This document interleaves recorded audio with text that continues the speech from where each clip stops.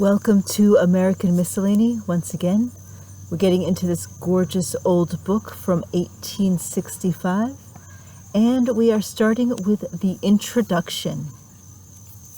There are few enjoyments more rational, more congenial to an unvitiated taste, or more subservient to the moral faculties of human intelligence than the practice of judicious reading. By it we may sit by our fireside and hold converse with the patriarchs, sages, and prophets of hoary antiquity. Through its medium we can partake of and imbibe the sentiments of the fathers of science, philosophy, and religion, for the page of history holds a secret but powerful language, full of meaning, full of knowledge and wise precepts, portrayed in either the beauties of virtue or deformities of vice. While the individual devoid of a taste for reading wanders on amid the glowing beauties of mental creation, a mere automaton, propelled only by the propensities of his animal nature, trampling the loveliest flowers beneath his feet, nor appreciates the sweet perfumes exhaled by the mutilated plants. The man of reading and reflection, taught by the wisdom of that Creator who he knows through the medium of his intellectual cultivation, sees in everything around him something to admire, something to charm him, and something to adore.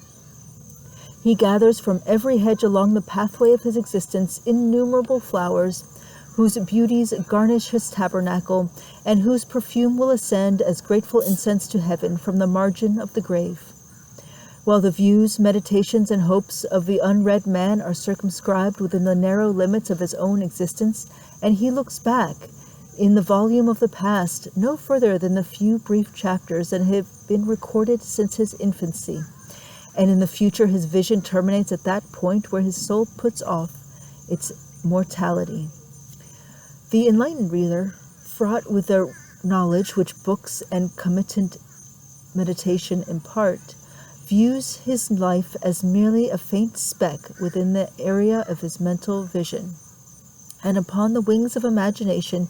he travels back to the Matan of creation, upon the apex of a great eminence, where he beholds a panoramic view of the world from the transactions in the Garden of Eden to the present moment.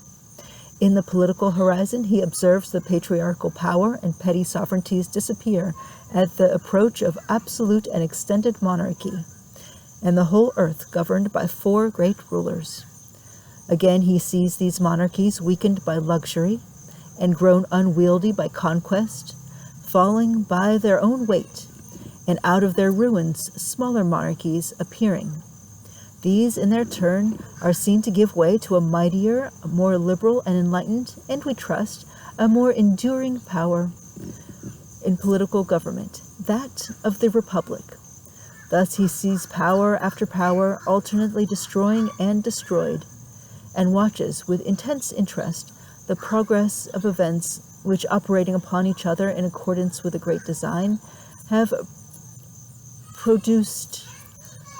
the eminently promising political, social, and religious condition of the world at this eventful period in its history. Thus may the student also watch the successful revolution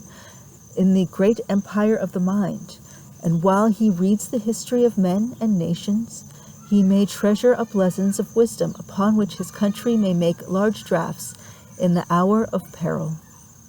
This country is preeminently distinguished for the facilities afforded for the diffusion of knowledge among all classes of people.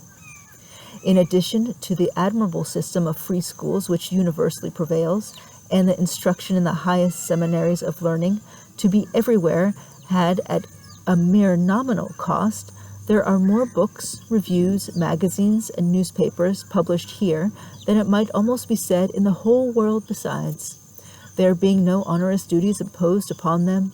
no laws restricting or limiting their circulation, and they being consequently furnished at comparatively low prices, there is scarcely a family in the land, however humble its circumstances, but may have its library upon which its members can draw for instruction or recreation during their leisure hours. The benefits resulting from this are seen in the superior intelligence of people in the common walks of life here, in comparison with the humbler classes in other lands. But however flattering to the national pride this may be, we are compelled in truth to admit these inestimable privileges in both publishing and reading are, to by far too great an extent, lamentably abused. Any person who takes a comprehensive view of the quantities of worse than worthless matter, under the name of light literature, daily thrown before the public, and which forms the intellectual food of so great a proportion of the community at the present day, will inevitably arise at this conclusion. The prolific press so overflows with romances, novels, and magazines and newspapers, filled with visionary scenes, that the public taste in reading has been seriously vitiated. The imagination, ever susceptible to high-wrought pictures of romantic adventure when improperly indulged, grows by what it feeds on, till it outstrips every other mental power. To this may be attributed in great degree the credulity often exhibited and the tendency to be drawn into impracticable schemes and romantic speculations. An instance may perhaps be found in the eagerness with which at the present time thousands, excited by glowing descriptions and extravagant stories almost daily published of immense treasures to be found in the new El Dorado of the Pacific, are leaving friends, family, all the comforts and endearments of home, many relinquishing a safe and profitable business, and embarking on a long and perilous journey bound for the gold regions with hopes buoyant, but which we may fear will result with very many, not in disappointment merely, the moral taught might compensate for that, but in the loss of health and perhaps life itself. Facts, the naked realities of life, are too tame to arrest the attention. They must be clothed or distorted in fiction before they will possess sufficient interest for perusal. Many a magazine and newspaper which has dealt principally with matters of science and fact has failed of adequate support,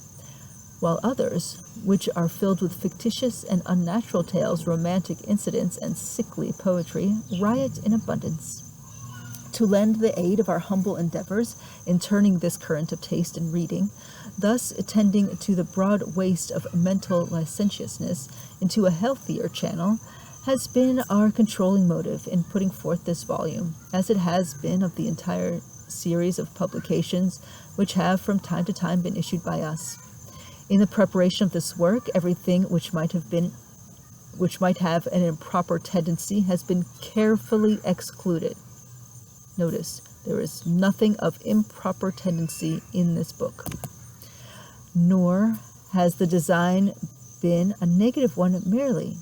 Care has also been taken that every article which found admission to its pages should possess a positive value, should impart some useful information or point a moral. The illustrations have been selected with the same design. Many of them are from original sketches procured with considerable trouble and expense. To avoid prolixity and to give as great a variety as possible, the articles have generally been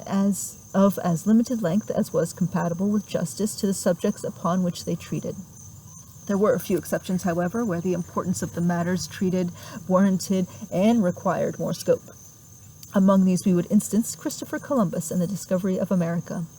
When it is taken into consideration that without the omission of a single important fact, we have here condensed into 26 pages the substance of several octavo volumes by one of the most eminent writers of the present day, a scholar of whom our country may justly be proud, we are confident that it will not be deemed as absorbing too great a space. We feel assured also that no one can rise from the perusal of this description of the labors and trials of Columbus without a feeling not simply of admiration of the hardy adventurer who, with desperate resolution, launched forth on the Atlantic, hoping against hope to discover what he knew not, but of reverence for the philosophic truth-seeker who, from the accumulated testimony of ages in the proud independence of conscious genius, molded a most refined yet demonstrable theory of geographical facts,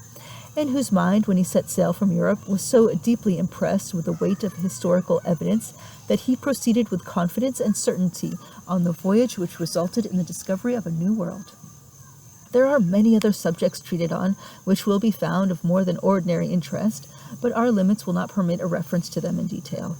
It is hoped that this volume may be found in a measure worthy of that approval by the public which has been so generously accorded to our previous works,